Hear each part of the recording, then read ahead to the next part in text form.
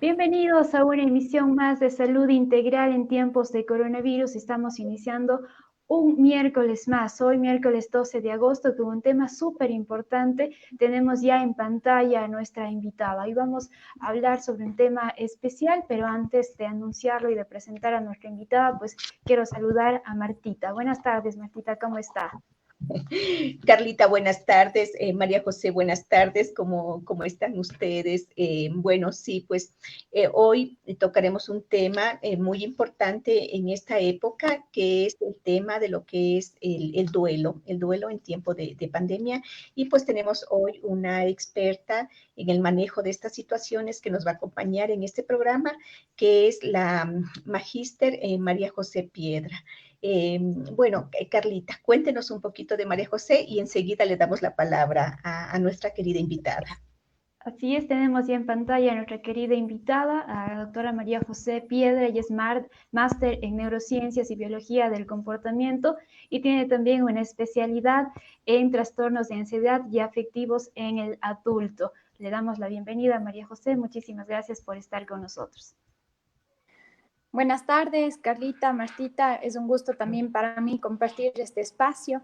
Siempre he creído que parte de la psicología es compartir los conocimientos, es un rol importante que tenemos los psicólogos en la sociedad, compartir los conocimientos para promocionar una buena salud mental, que ese es nuestro principal rol. Estoy encantada de estar en este espacio y de poder hablar de un tema que, pues, frente a las circunstancias que estamos viviendo, es súper importante. Sí, muchísimas gracias, María José. Realmente este es nuestro objetivo, sobre todo con este programa de la radio en Medimagen, el poder servir a la comunidad y poder informar de una manera profesional. Muy bien, María José, cuéntenos un poquito sobre los duelos, cómo se maneja el duelo, cómo se lleva y sobre todo ahora en esta época que nos toca como que o escuchar muy frecuentemente o quizás atravesar situaciones familiares de pérdida de personas, amigos, vecinos, familiares. ¿Cómo se puede tramitar este tema del duelo? ¿Cómo lo enfoca usted? ¿Cómo lo apoya desde su consulta? Bien, bueno, para iniciar me gustaría explicar un poco qué es el duelo, ¿no es cierto? Porque a veces lo tenemos como una connotación bastante negativa. Realmente es una reacción emocional y del comportamiento normal y de hecho es muy adaptativa. Las personas que atraviesan duelo son personas que están atravesando etapas normales cuando han perdido a un ser querido especialmente. A veces el duelo se le relaciona siempre con la muerte, pero realmente el duelo está relacionado a la ruptura de vínculos afectivos, ¿no es cierto? Puede ser incluso un vínculo de trabajo, un vínculo también a un ser querido, a un amigo, sin hablar necesariamente que sea la muerte. Incluso el duelo es la pérdida de la salud y todo, ¿no? Entonces, es importante partir de un conocimiento básico de saber que el duelo es una reacción normal y que nos ayuda a adaptarnos a las nuevas realidades que vamos viviendo, ¿no? No necesariamente tiene una connotación negativa, sino más bien es necesario que a pesar de que un duelo siempre lleva cambios emocionales bastante dolorosos y fuertes, es importante experimentar el duelo en esos momentos. Ahora, ahora en la situación que estamos viviendo, siempre se habla de que el duelo va a depender del tipo de muerte, si es que nos centramos un poco en la muerte por esta situación que se ha dado, el tipo de muerte al que nosotros estemos enfrentándonos, ¿no es cierto? No es lo mismo una muerte a la que a veces ya nos vamos preparando, como es el caso de que sabemos que una persona ha sido diagnosticada de una enfermedad terminal o que una persona, por ejemplo, ya mayor, le vemos en sus fases finales de vida, a que un duelo que se elabore por una pérdida abrupta, ¿no es cierto? Generalmente ese tipo de duelos suelen ser traumáticos y es un poco lo que ha pasado en esta situación de la pandemia. Las personas que se han contagiado y que lastimosamente ya no logran salir de esta enfermedad, entonces en pocos días, generalmente o relativamente poco, ¿no? A veces una semana, dos, un mes, son personas que fallecen. Estas circunstancias ha hecho que toda esta emergencia sanitaria, ¿no es cierto?, ha hecho que los duelos sean mucho más traumáticos de lo que suelen ser normalmente, porque el duelo siempre implica un poco este ritual de despedida para el que yo me preparo para adaptarme a la ausencia de esa nueva persona. Sin embargo, ahora hemos visto que al ser una muerte tan abrupta, es difícil elaborar ese duelo que es necesario, ¿no es cierto? Entonces, desde el punto de vista psicológico, es súper importante buscar estrategias para poder elaborar ese duelo de alguna manera, a pesar de que sí que por la pandemia es algo mucho más drástico el duelo que podamos vivir. Sí hay maneras dentro de la terapia, por ejemplo, que se puede trabajar esto. Entonces, una de ellas que me preguntaba usted, por ejemplo, es igual hacer una forma de ritual. Si bien ya no lo hacemos como era antes, estamos acostumbrados incluso culturalmente a hacer una reunión, a hacer una misa, a hacer una despedida, abrazarnos, ¿no es cierto? Recibimos muchos abrazos, mensajes de cariño y ya no tenemos esto. Ahora los duelos incluso los vivimos en soledad, en aislamiento. Entonces sí hay formas, ¿no es cierto?, de que se puedan hacer rituales frente a esta pérdida en mi propia casa, o por ejemplo ahora se utiliza mucho las redes sociales para elaborar este tipo de rituales, escribir una carta. De forma terapéutica es súper necesario buscar de qué forma hacer este ritual, porque el ritual de despedida que ya no tengo, que ya no se está dando por la pandemia, yo lo necesito elaborar de alguna manera. Eso es la única forma que me va a permitir a mí adaptarme, volver a tener un nuevo significado, ¿no?, de mi vida sin esa persona.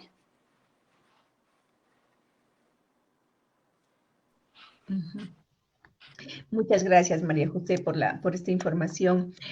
Ahora, yo le tengo una pregunta. En el caso de los niños, ¿no? En el caso de los niños, bueno, por mi área profesional que trabajo con niños, he tenido muchas consultas, ¿no? De que me preguntan, sobre todo los niños están con miedo a la muerte, no quieren escuchar la palabra muerte, o ha habido casos, por ejemplo, que me llaman a consultar cuándo les deben contar a los niños que, por ejemplo, sus abuelos murieron o su abuelo murió. Entonces, es una pregunta muy frecuente, María José.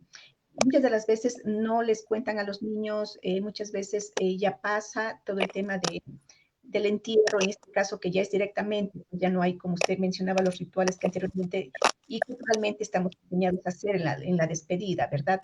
¿Qué nos aconseja en el tema de niños? ¿Cómo es el procedimiento que nos recomendaría usted a ser llevado? A ver, es interesante la pregunta. Yo no trabajo con niños realmente, pero siempre voy a partir de algo, ¿no? Los adultos somos quienes transmitimos a los niños lo que nosotros somos, lo que nosotros pensamos, lo que nosotros sentimos. Si pensamos en un adulto, muchas veces la muerte para nosotros tiene una connotación negativa, a diferencia de otras culturas, ¿no es cierto?, donde hay gente que anhela la muerte porque ya va a pasar a su otra vida y van a estar mucho mejor que aquí. En nuestra cultura todavía la muerte tiene una connotación negativa. Entonces, ¿qué sucede también? Eso es lo que yo voy a transmitir a los niños. Es importantísimo que primero los adultos logremos conceptualizar a la muerte como un proceso muy natural del ser humano, ¿no es cierto? No como algo negativo, es algo que todos vamos a atravesar. Si bien puede ser doloroso las pérdidas, pero es un proceso natural. Entonces, ¿qué pasa? Cuando también en las familias se tiene una connotación muy negativa de la muerte, lo primero que se hace es evitar hablar. La tendencia del ser humano es evitar el dolor. Como la muerte produce dolor, lo que hacemos primero es evitar hablar, evitar contar, evitar que el otro se entere porque le va a hacer mal. En el caso de los niños, no es bueno evitar este tipo de procesos. Ellos también necesitan elaborar los procesos. La idea no es evitar, sino más bien que elaboren un proceso de duelo también. Ellos necesitan ser partícipes de esta situación.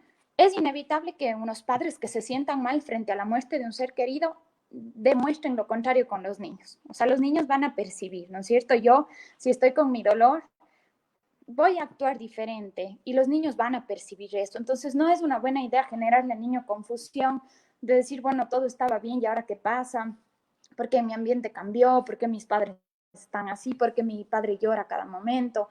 Es bueno y es necesario darles a ellos una explicación sin que les generemos, claro, terror ni mucho menos, sino una explicación positiva de la situación, explicarles lo que está pasando, ¿no es cierto?, hasta la medida de comprensión de un niño. Y no evitar, porque eso a ellos les va a permitir entender mejor y adaptarse a una nueva realidad. Si se murió el abuelito, por ejemplo, y nosotros no le contamos, luego para el niño va a ser mucho más abrupto que de un día para el otro, sin haberse enterado de nada, ya no está su abuelo. Entonces hay que hacerles a los niños partícipes de este proceso a su manera, ¿no es cierto?, adaptándoles a ellos con distintas palabras. A veces a los niños se puede utilizar juegos o se puede utilizar dibujos, de mostrarles fotos de los familiares, ¿no es cierto? Pero no es una buena idea evitar, porque como digo, ellos también como seres humanos necesitan hacer sus procesos de elaboración del duelo, si bien son diferentes a los adultos, pero ellos también lo necesitan.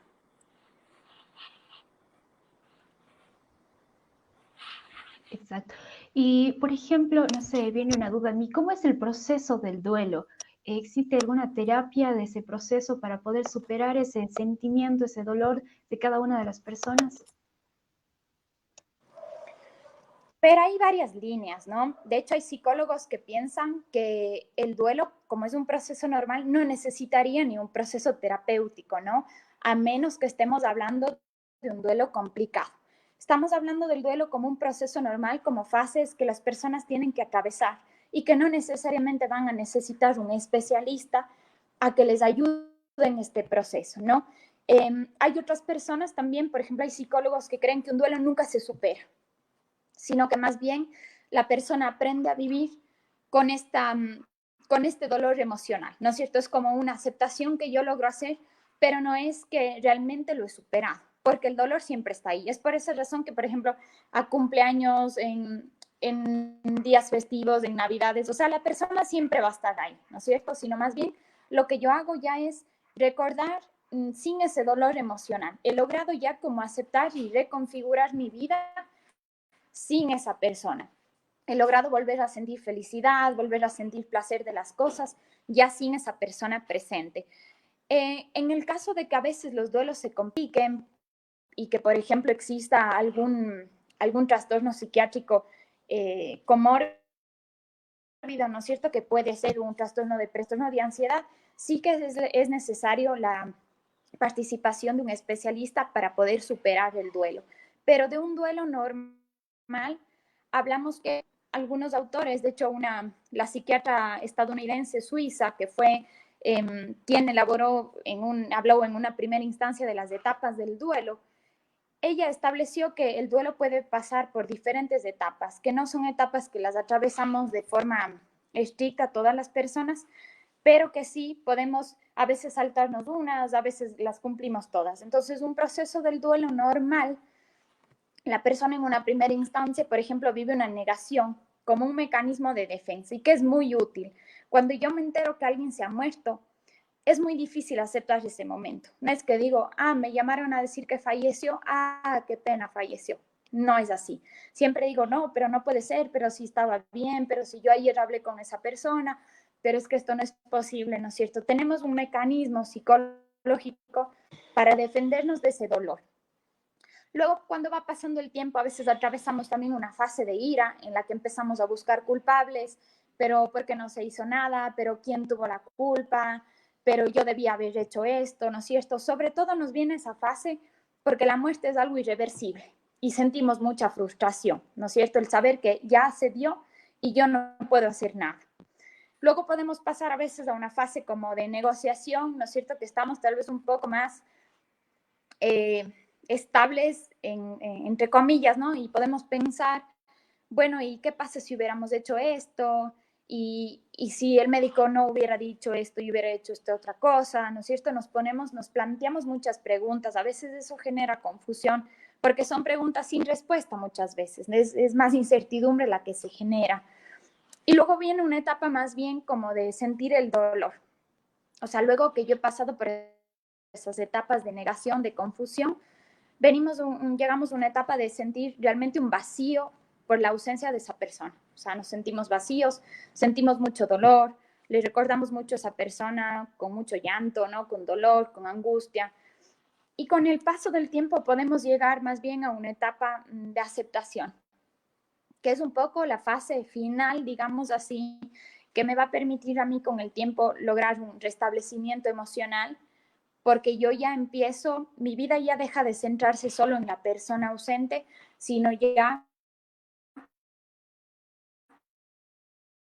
empiezo a disfrutar otras cosas que también habían en mi vida, me vuelvo a concentrar en el trabajo, me vuelvo a concentrar en mis hijos tal vez. Entonces son fases comunes por las que una persona puede atravesar un proceso de duelo normal, que como dije antes, no necesariamente necesitarían intervención, sino mucha gente lo elabora de una manera sola, porque como dije, es algo bastante adaptativo del ser humano. Uh-huh. María José, una pregunta. ¿Qué tiempo? Yo sé que, bueno, cada persona y cada individuo es un mundo, ¿no? Y cada uno, pues, reaccionamos de manera diferente frente a las situaciones que se nos presentan. Pero más o menos para nosotros tener un parámetro, ¿qué tiempo se considera como que, digamos así, que se puede transitar de una manera sana o regular un duelo, más o menos un tiempo? ¿Y cuándo vemos que no se puede superar y necesitamos ayuda profesional? Esa es una pregunta bastante importante porque a veces siempre hay esta duda, ¿no es cierto? Decir, bueno, ¿estaré en mi duelo normal o realmente estoy ya pasando un tiempo y necesito ayuda? Eso es algo que las personas suelen preguntarse. Como bien dijo, no hay un tiempo de duelo específico que nosotros digamos, si pasó este tiempo, ya la persona debería estar bien. Realmente mucho va a depender del tipo de muerte. Hay un ejemplo, se me viene ahora a la cabeza, ¿no? De las personas, tenía una madre, su hijo se suicidó.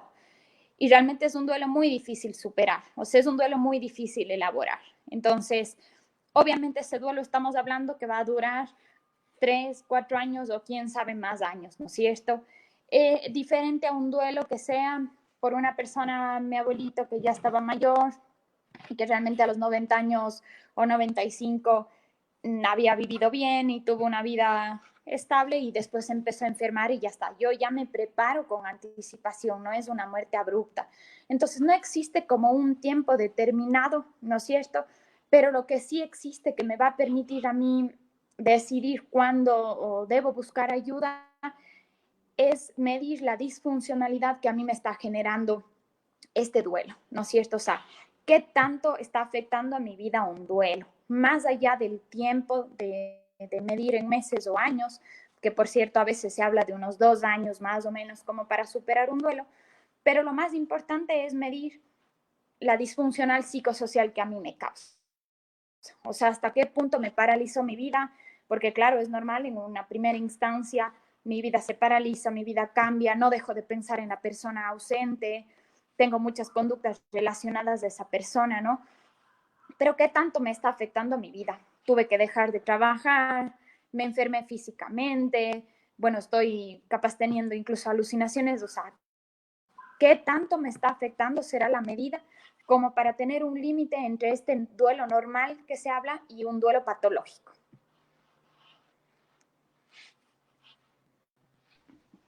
Y en el contexto del COVID-19 que estamos viviendo ahora y que todo prácticamente se está llevando de forma virtual, ¿cómo se está abordando a estas personas que necesitan apoyo psicológico, necesitan ayuda y tienen que conectarse de un modo virtual y no presencial? ¿Esto también afecta en cuestiones de ayuda profesional?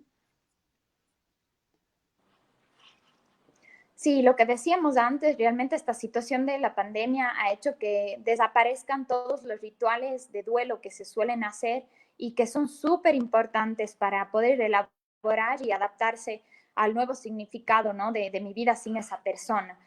Esta situación ha cambiado de una forma abrupta todo este tipo de rituales que nosotros solíamos hacer. Por eso se ha empezado a plantear como algo terapéutico, ¿no es cierto? Utilizar otras vías para elaborar los duelos. Porque como digo, por ejemplo, hay gente que, supongamos si vivía esa persona y su pareja se muere por COVID.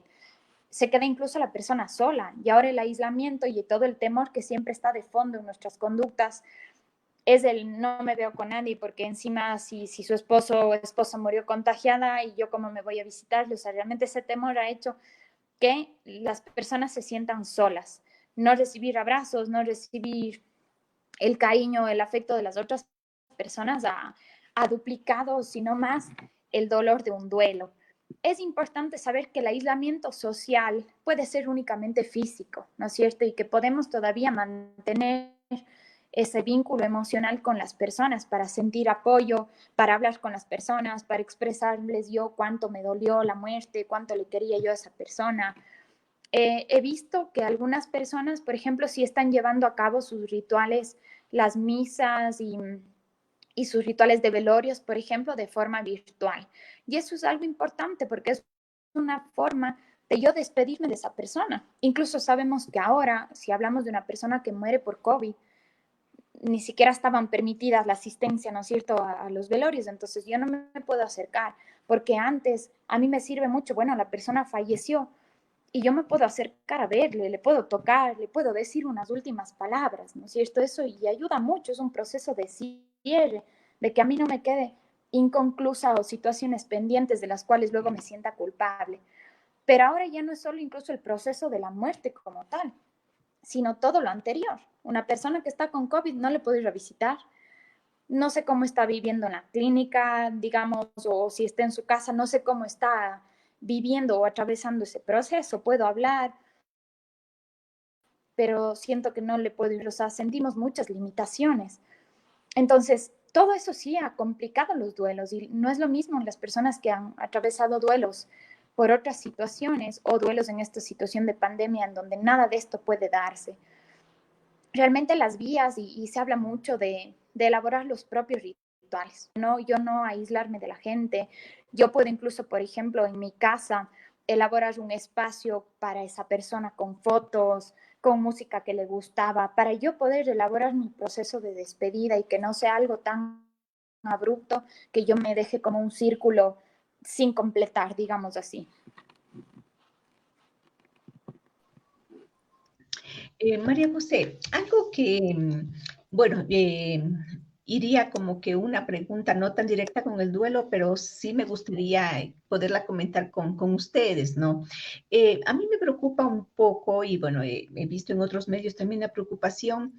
¿Qué sucede con el tema de ese sentimiento de culpa cuando un miembro de la familia es quien contagia, ¿no? Por ejemplo, algo que se ve muy frecuente y se escucha es que, por ejemplo, estas personas de la tercera edad están muy graves o fallecieron porque su nieto les fue a visitar o su nieta o porque un hijo va a visitarles. Entonces, yo estaba como que pensándolo, cómo manejar este sentimiento de culpa que puede generarse dentro de la familia, que realmente pues es inmanejable, ¿no? No es una cuestión de voluntad, sino es una situación completamente ajena y que estamos atravesados todos dentro de esta pandemia. Pero tal vez usted ha tenido algún caso o nos puede comentar cómo sería el manejo, porque yo creo que sí va a venir este tema de culpas, ¿no? Y que también uno familiarmente lo comenta, ¿no? O sea, yo no voy donde mamá, no voy donde papá para protegerlos. Entonces, ¿se está generando o qué piensa usted? ¿Cómo se generaría este sentimiento de culpa en algún miembro familiar y cómo podríamos apoyar esa situación?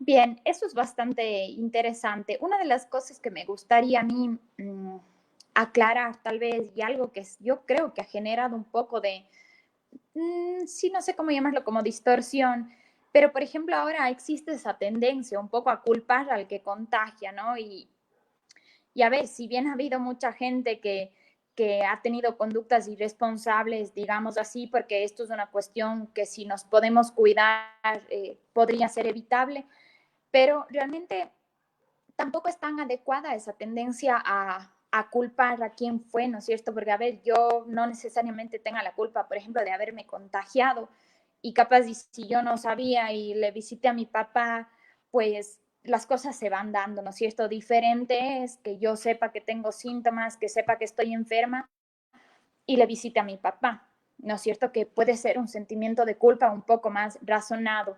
Entonces sí hay que partir de eso, o sea, yo he notado mucho la tendencia aquí de la gente a decir, pero viste la familia de tal persona que les ha contagiado tal. Y realmente, o sea, decir les ha contagiado suena como que por poco ya ha querido contagiarles, ¿no es cierto? Entonces, realmente, ya desde ese punto de partida, nuestras ideas son un poco inadecuadas, porque eso hace que después, claro, si la persona se agrava o si la persona fallece, entonces se intente buscar a un culpable. Y realmente eso no es lo más adecuado. Creo yo que raros son los casos en los que realmente una persona tenga culpa por haberlo hecho de forma intencional, ¿no es cierto? La mayoría de contagios creo que se están dando, bueno, sí que por descuidos, pero porque yo no sabía que estoy contagiada y porque salgo y hago eso, ¿no? Por otro lado, este sentimiento de culpa siempre es importante trabajarlo con la persona. Las personas a veces cuando estamos emocionalmente afectadas, parte de eso es sentirnos culpables, de lo que es y de lo que no es, muchas veces, ¿no es cierto? Me culpo por todo y por nada. Entonces sí es importante elaborar esas ideas y trabajar con la persona, a ver, ¿realmente usted tuvo la culpa? ¿Qué le hace ser a usted la persona culpable? Para ver si las ideas de la persona incluso son reales. Porque una persona, me decía el otro día, no es el caso, ¿no? Pero me decía el otro día un paciente que está deprimido, es que yo tengo la culpa de que esté ocurriendo esto del COVID. O sea, realmente llegamos a un estado emocional tan inestable que nos culpamos de casi las crisis mundiales y todo lo que está pasando. Y es por mi estado emocional que altera mis ideas y mis pensamientos. Entonces, lo mismo pasa con una persona que está atravesando o que atravesó una pérdida y está muy afectada emocionalmente. Hay que hacerle ver si sus ideas son reales o si realmente la persona tal vez está distorsionando la realidad. ¿Es real que fue su culpa? ¿Por qué fue su culpa? ¿De qué se sentiría culpable? ¿Y usted no ha hecho cosas buenas por esa persona, por ejemplo? ¿Podría haber usted evitado la muerte? O sea, hacerle ver a la persona desde otra perspectiva, abrirle, ¿no? Su visión que está tan sesgada por las emociones. Y eso es importante, es una buena forma de trabajar las ideas de culpa. Sí, sí, sí, María José, muy clara su intervención y me venía a la mente, pues, no, esta situación de acoso que hubo, pues, con el dichoso primer caso que comunicó el Ministerio de Salud aquí en el país, pues, no, donde, bueno, hubo de todo, fundamentalmente para esta familia. Entonces, es como que trasladamos a eso, ¿no? Pero su aclaración es sumamente importante, además de que tomar en cuenta, pues, que este virus pues también es asintomático, entonces lógicamente tampoco lo sabemos quién lo estamos atravesando, quién lo tenemos o quién no. Entonces, muchísimas gracias. Es muy importante porque sí es algo que dentro del tema de salud mental hace pensar qué va a suceder con estas personas que tal vez pueden tomarse ese sentimiento de culpa, pueden apropiarse y pueden estarlo, como usted dice, de manera quizás un poco también fuera de la realidad, asumiendo algo que realmente no es su responsabilidad. Carlita, no sé si tiene usted alguna inquietud.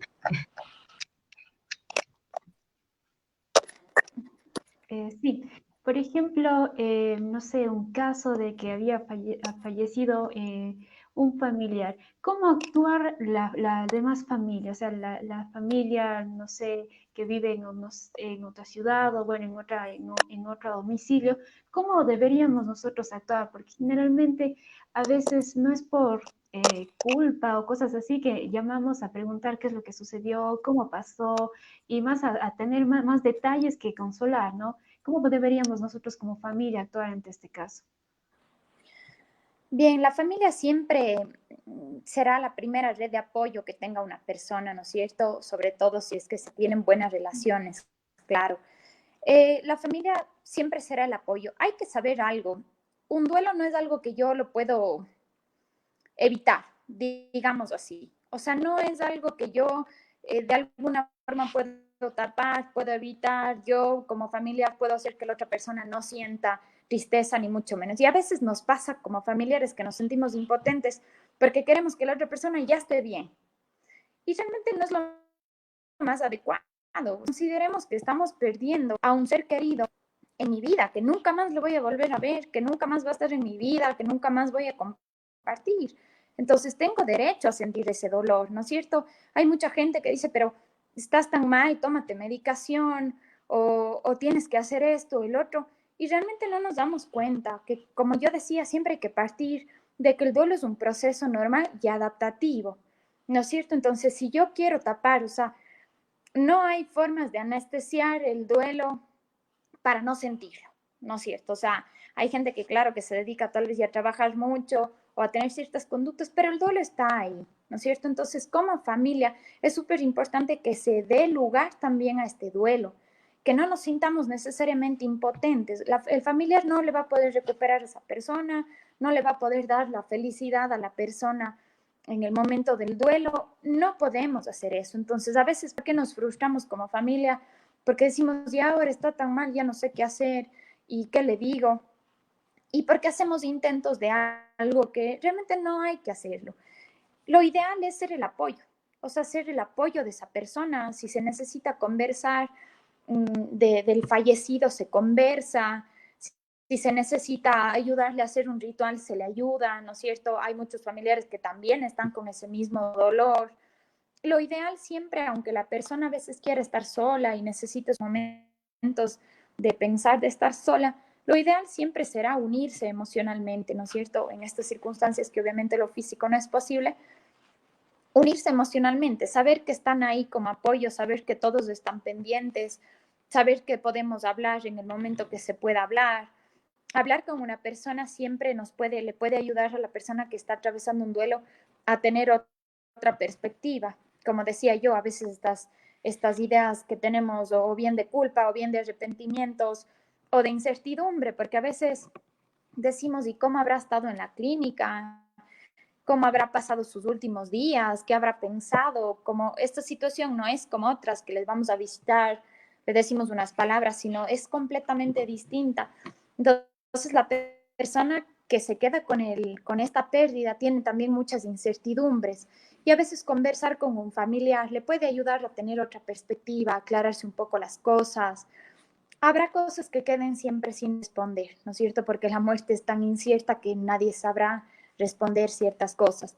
Pero la familia siempre tendrá que ser la red de apoyo que esté ahí para el momento de atravesar el duelo. Mientras más familiares tengamos ahí que nos apoyen, que estén con nosotros, eso será lo más importante que pueda hacer la familia, incluso estando en otras ciudades, y como digo, en la misma incluso por el hecho de que no mismo hay cómo verse, entonces siempre se puede ahora con las redes sociales que en medio de toda esta pandemia tan difícil, estamos en una época que tenemos redes sociales y que tenemos más comunicación y eso creo que ayuda bastante a superar esta situación. María José, ¿usted qué opina en este tema en el tema familiar que estamos este momento conversando? Porque a mí es muy frecuente que cuando, bueno, sucede antes de la pandemia y ahora también, muchas de las veces las familias tienden también a reprimirse, ¿no? Por ejemplo, a no llorar o, por ejemplo, a no querer que les vean que lloran. Por ejemplo, los papás, cuando yo pregunto o trabajo sobre algo con los niños en duelo, siempre pregunto, ¿ustedes han llorado con los niños le ven llorar o su hijo le ve llorar? Entonces ellos dicen, no, lloramos escondidos. Entonces, sería como una forma de reprimirse. No sé, yo pienso un poco que es importante compartir también este dolor, porque si los chicos ven que se pierde a un familiar y no nos ven llorar o no nos ven lamentarnos, quizás ellos piensen que no nos duele. No sé usted qué opina en referencia a esto de reprimir nuestros sentimientos frente a los más pequeños de la casa, a veces hasta ante nuestros hijos.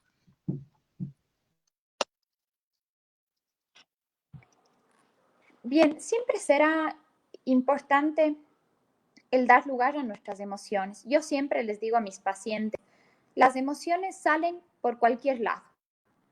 Por más que usted reprima, las va a demostrar por donde sea, ¿no es cierto? Entonces hay gente que dice, no, yo no lloro o yo intento estar bien, pero total, por ejemplo, están muy irritables o se ponen muy agresivos o empiezan a comer demasiado, ¿no es cierto? Yo siempre digo, o sea, nuestro estado emocional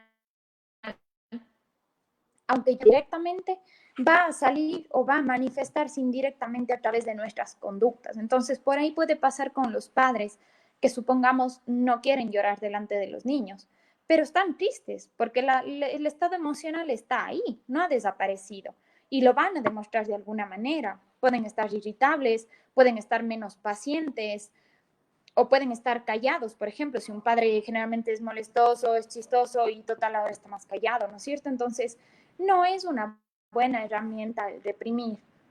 A veces reprimir podría ser un mecanismo que nos ayude en ciertas circunstancias, pero ante un duelo hay que saber que los duelos hay que elaborarlos y que es necesario que los trabajemos. Solo si yo trabajo, me voy a permitir adaptarme a mi nueva realidad. Pero si yo le reprimo, no voy a dar lugar para luego decir, bueno, ya pasé toda mi fase de dolor, de confusión, de depresión, ya ahora me siento más tranquila, ¿no es cierto? No es una buena estrategia el reprimir, porque como dije, el duelo al ser un proceso normal, más bien es necesario para yo lograr una adaptación, más aún frente a los niños. Por ejemplo, también, ¿qué queremos lograr en los niños? Si yo me reprimo y yo no demuestro, a veces los niños pueden hacer lo mismo. Y no es una buena estrategia no demostrar mis emociones. Lo ideal es demostrar mis emociones de forma asertiva, ¿no es cierto? Claro que no voy a demostrar mis emociones pues consumiendo alcohol, que muchas veces podría pasar, sino enseñarles incluso a los niños a que las emociones se pueden demostrar, se deben demostrar, a que si estoy triste, tengo derecho a estar triste, porque los niños van aprendiendo esas connotaciones. Entonces, llorar está mal. Entonces, ahora al llorar se le da una connotación negativa. O el sentirme triste está mal. Entonces, la tristeza tiene una connotación negativa.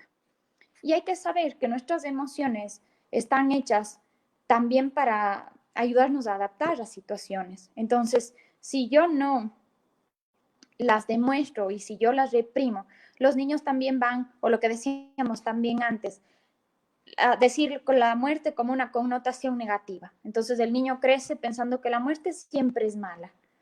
Entonces, claro, no es una buena idea que de parte de los padres se repriman todas estas emociones y sentimientos que son normales y que más bien se pueden incluso trabajar en familia, porque si no los padres tienen la carga del dolor de la pérdida y la carga emocional de hacer que en la casa los niños no se enteren, que todo esté bien, que eso también es fuerte.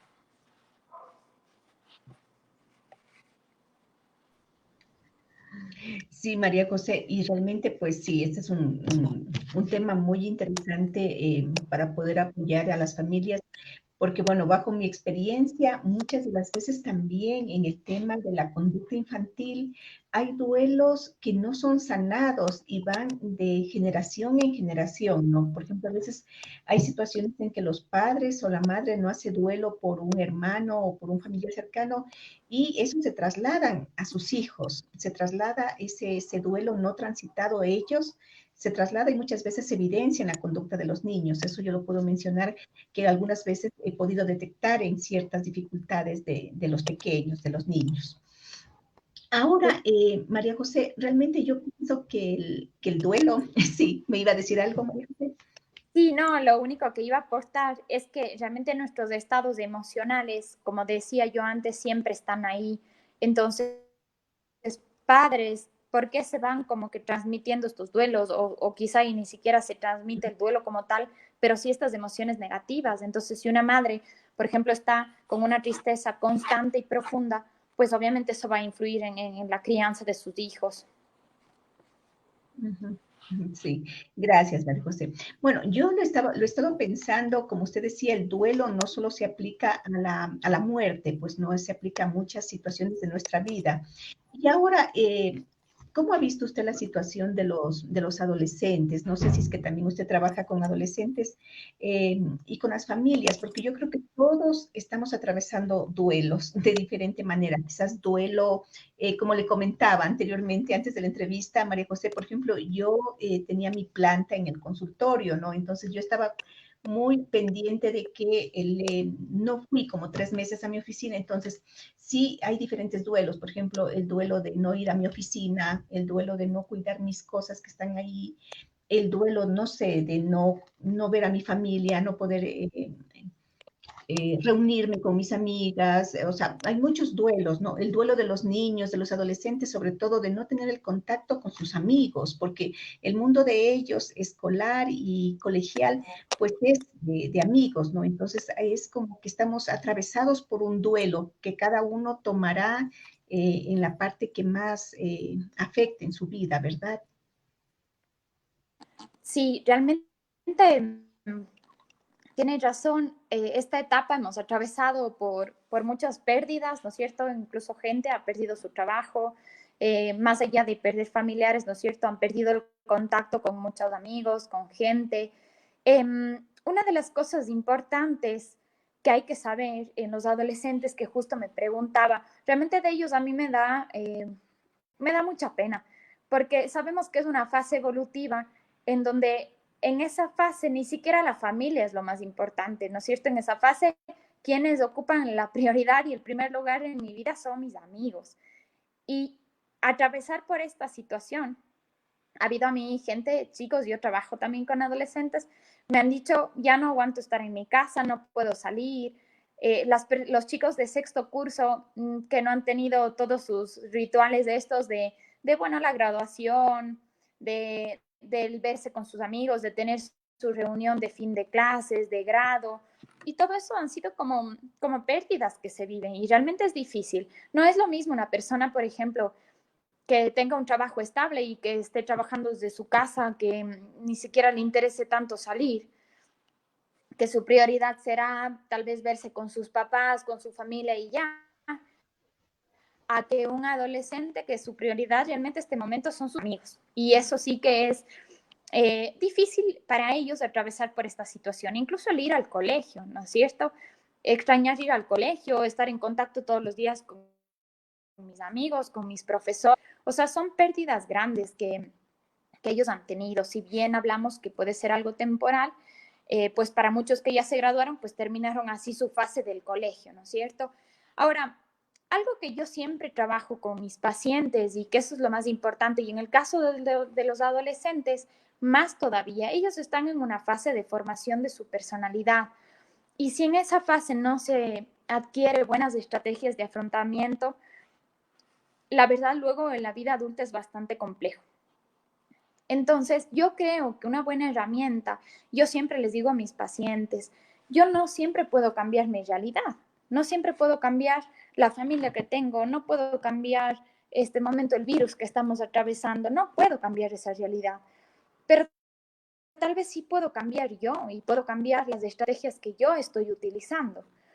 Y eso es algo súper importante de trabajar con los adolescentes, porque si no, pongámonos a pensar, todo el mundo deberíamos estar deprimidos, porque realmente hemos perdido, nadie está con la vida normal este rato, ya no vamos al trabajo, ya no nos vemos con nuestra familia con regularidad, ya no tenemos mi espacio para irme al gimnasio, bueno, un montón de situaciones. Entonces, si hablamos así, todo el mundo deberíamos estar afectados y deprimidos porque nuestra vida dio un giro de 360 grados, ¿no es cierto? Pero ¿qué ha pasado? Hay gente que le ha sido más afectada que otra, hay gente que tiene mejor defensas psicológicas que otras personas. Y en los adolescentes es súper importante trabajar esto, ¿no es cierto? A ver, ¿qué puedes hacer tú para afrontar mejor esta situación? Bueno, no tienes a tus amigos, pero ¿qué sí tienes? ¿No es cierto? Ya no puedes hacer esto, pero ¿qué sí puedes hacer? E intentar modificar una estrategia de afrontamiento para llevar mejor esta situación. Igual lo mismo hacemos con los adultos, ¿no es cierto? Porque si es que sufrimos y que es normal también esto, de hecho al duelo se le comparaba también, perdón, a la pandemia se le comparaba también con un duelo. Al inicio todo el mundo decíamos, bueno, está en China, acá que va a llegar, ¿no? Que está lejos, que era como una negación, ¿no? Cuando llegó acá decíamos, ah, no, pero bueno, solo se ven las noticias que está grave, pero realmente nos sentíamos muy lejanos, como un tipo de negación.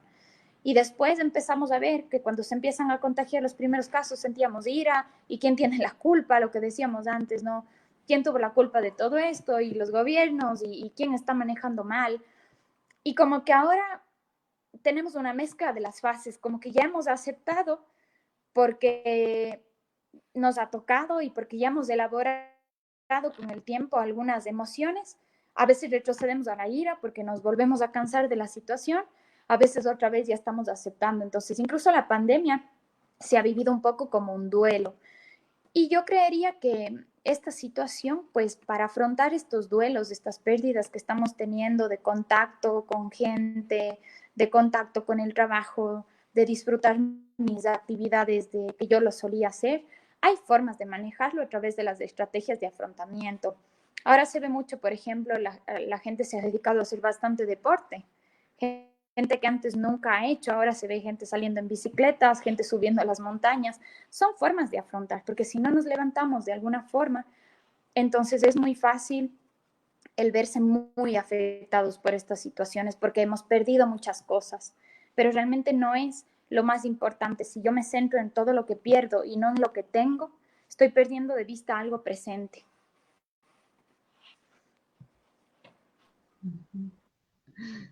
Sí, María José, y algo también importante que usted nos mencionó y que yo lo quiero retomar es el tema de que debemos seguir teniendo los vínculos emocionales, ¿no? Porque un poco de esto del distanciamiento es más físico que distanciamiento social, ¿no? Había un poco una discusión en qué término deberíamos utilizar. Pero es importante también recordarles a todas las personas que no debemos desvincularnos emocionalmente, ¿no? Siempre recomendar, por ejemplo, tener reuniones, hacer una llamada con la facilidad de la virtualidad que tenemos ahora, pues no desconectarnos de nuestra familia, de nuestros amigos, pues intentar crear estos espacios tanto para nosotros como adultos, como para los adolescentes y para los niños, ¿no? Porque los niños también pueden hacer su reunión en Zoom con sus amiguitos, les pueden llamar, como conversábamos un poquito antes de la entrevista, ellos son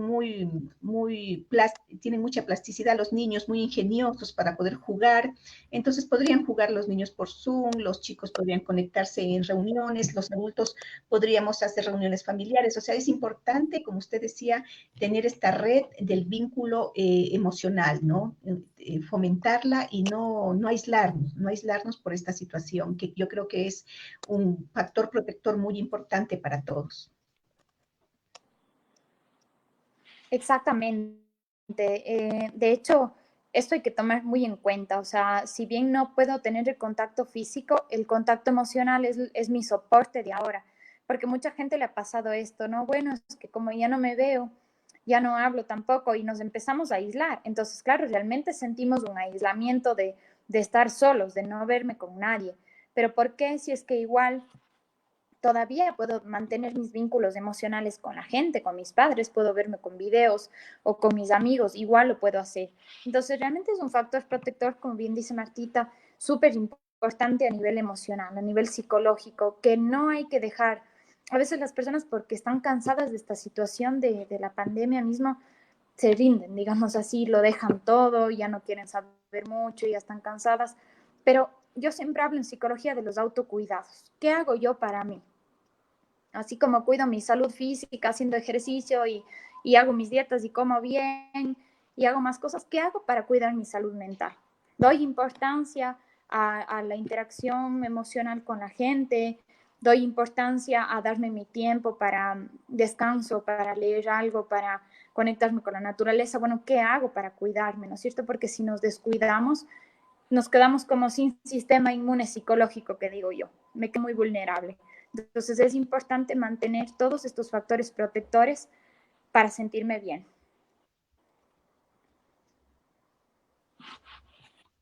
Así es.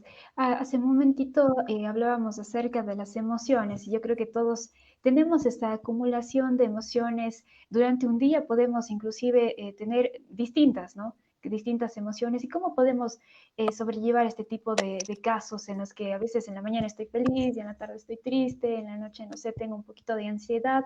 ¿Cómo podemos sobrellevar este tema? En una entrevista hace algunas semanas decíamos crear una rutina para tratar de estabilizarnos. ¿Usted cree que esa es una opción? Bien, hay que saber que las emociones del ser humano van fluctuando, ¿no es cierto? O sea, tenemos una línea de estabilidad pero que sí fluctuamos un poco, ¿no es cierto? A veces estamos más motivados, pues a veces estamos más desganados y eso. Lo importante es no perder de vista esta línea de estabilidad, o sea, en qué momento yo me estoy yendo muy arriba o muy abajo, ¿no es cierto? Porque claro, no es lo mismo una fluctuación pequeña de decir, bueno, hoy día amanecí un poco más motivada, quiero hacer más cosas y ya está, a que realmente decir, bueno, no me estoy sintiendo bien, me estoy sintiendo triste todo el tiempo, ya no puedo más con mi vida, ¿no es cierto? O sea, es un poco medir qué tanto mis emociones están afectando a mi vida. Es una inestabilidad normal, digamos así, o funcional, o ya es una inestabilidad que a mí me está causando muchas afecciones en mi vida. Ya no puedo trabajar bien, ya no me importa nada, no me importa el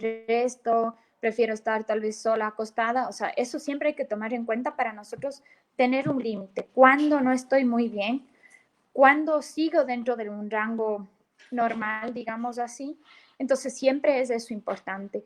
Crear rutinas es sumamente importante para todas las personas y eso es algo que en la pandemia ha afectado mucho. Muchos niños, muchos adolescentes, adultos han cambiado su estilo de vida, duermen tarde, comen a cualquier hora y no debería ser así, ¿no es cierto? Nuestro cuerpo biológicamente está hecho para funcionar de cierta manera, incluso de acuerdo a la luz y a la oscuridad. Por eso en las noches nos da sueño, en el día estamos más activos. Entonces, si nosotros rompemos esta homeostasis corporal, incluso biológica, sí nos podemos afectar, sí nos podemos afectar. Entonces, es importante tener rutinas, pero también es importante aprender a nosotros identificar nuestras emociones. ¿Estoy bien? ¿No estoy bien? ¿Qué tan mal me siento? ¿Qué tanto se ha visto afectada mi vida? En general, llevo mi vida de una forma estable o realmente estoy todo el tiempo sintiéndome rara, sintiéndome muy triste o sintiéndome con ansiedad. A veces eso no nos enseñan. Yo soy partidaria de que en los colegios se deberían dar materias de, no materias, ¿no? Sino un poco de formación psicológica a las personas, ¿no? Identificar nuestras emociones. Es importante saber. Hay mucha gente que yo veo en consulta y realmente no se conocen. Cuando les preguntas algo dicen, bueno, no me he puesto a pensar o no me he dado cuenta. Entonces, si no me conozco yo, ¿cómo voy a luego poder identificar algún problema o que algo me esté pasando? Entonces, eso sí es súper importante durante esta época para poder elaborarnos a nosotros mismos, como lo que decía yo, como esto de los autocuidados, ¿no? ¿Qué debo hacer para bajar mi ansiedad si es que me da? Que es normal que nos dé, ¿no? Pero ¿qué debo hacer? Si me da, ¿qué debo hacer? Si me siento triste, ¿qué debo hacer?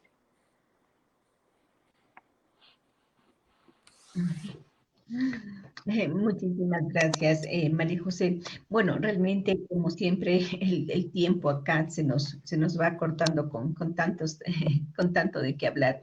Pero bueno, tal vez algunas recomendaciones de forma general que nos pueda dar o que nos pueda ayudar a atravesar esta situación. Bueno, yo lo veo como un duelo generalizado, el tema de este atravesamiento de una situación que es a nivel mundial, ¿verdad?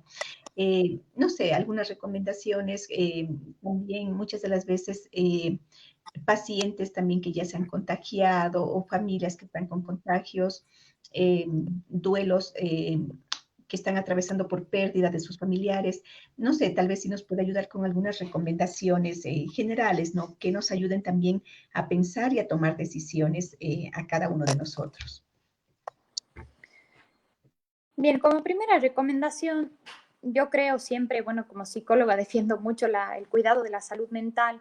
Creo que esta pandemia nos ha hecho pensar a todos que también mi salud mental es importante, ¿no? Porque hemos estado muy centrados en el COVID y en las afecciones físicas hasta que nos empezamos a sentir deprimidos, ansiosos, hasta que algo me empieza a pasar.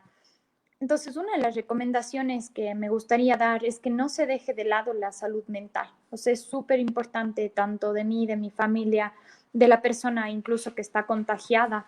Son factores que pueden contribuir si es que yo soy más estable, que pueden contribuir a afrontar mejor una situación.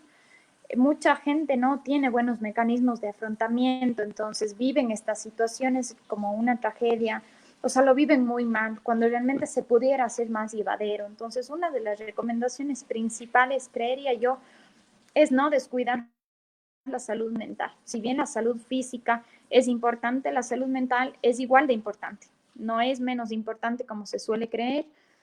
No es que a mí no me va a pasar nada como se suele creer o que ya yo vivo con ansiedad y no importa. No, realmente la salud física y la salud mental están dadas de la mano y muchas veces, o la mayoría, si se afecta a la una, se afecta a la otra. Entonces, no descuidar la salud mental. Como otra recomendación, esto, ¿no?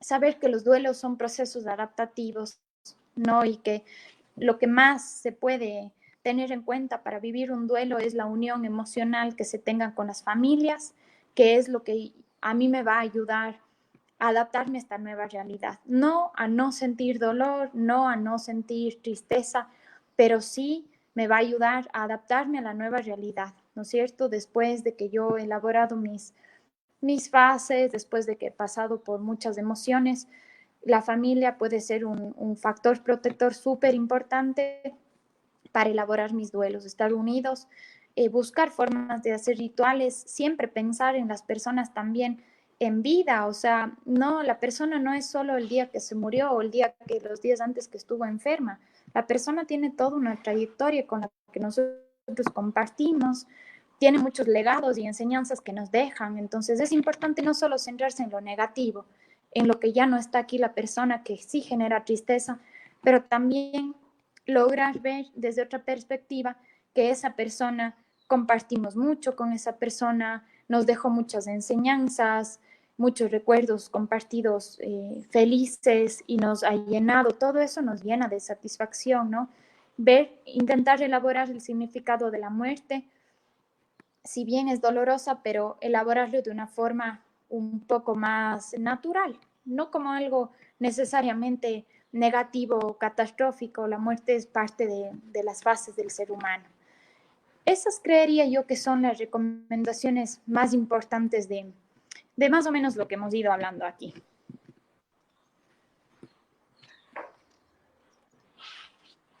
Muchas gracias por haber estado con nosotros esta tarde y hablando acerca de este tema muy importante, el duelo en tiempos de pandemia. Le agradecemos mucho por darnos toda esta información y responder a todas nuestras inquietudes. Muchas gracias a ustedes por el espacio. Muchas gracias. Es un espacio muy importante y que yo creo que siempre es bueno compartir con todos y tener una conversación, responder dudas, compartir conocimientos, siempre será muy enriquecedor para todos.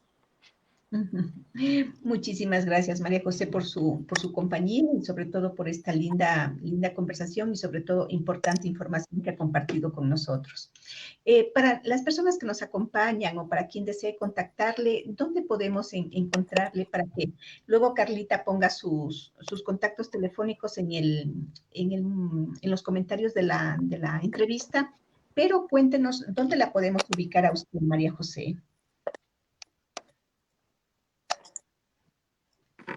Bien, yo trabajo en la Torre Médica. La Torre Médica queda en la calle Daniel Córdoba y Agustín Cueva. Es justo frente a la Santa Inés. Yo trabajo ahí en el cuarto piso, en el consultorio 401. Trabajo principalmente con adultos y me dedico, como mi especialidad es los trastornos de ansiedad, los trastornos afectivos, dificultades de alimentación, trastornos de alimentación, de personalidad y entre esas psicopatologías. Encantada de atenderles a las personas que necesiten sobre todo y que, como dije, al ser la salud mental tan importante, siempre es bueno ser ayudados por especialistas.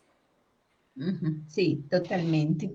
En redes sociales, tal vez, María José, ¿dónde la podemos ubicar? Porque, bueno, ahora también, pues, tenemos esa facilidad de acceso, ¿no? Para poder seguirle o poderle escribir.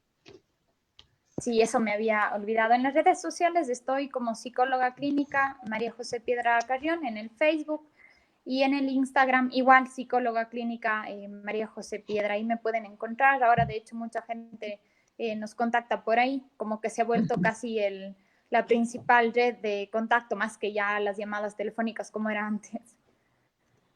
Ujú, sí, estamos totalmente también atravesados por la virtualidad. Ujú.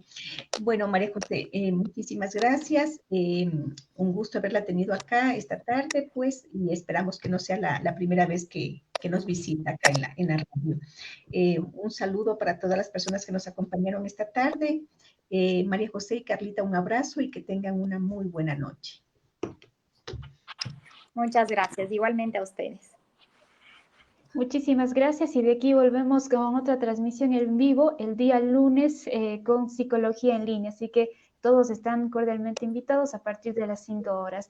Gracias y que tengan una linda noche de día miércoles.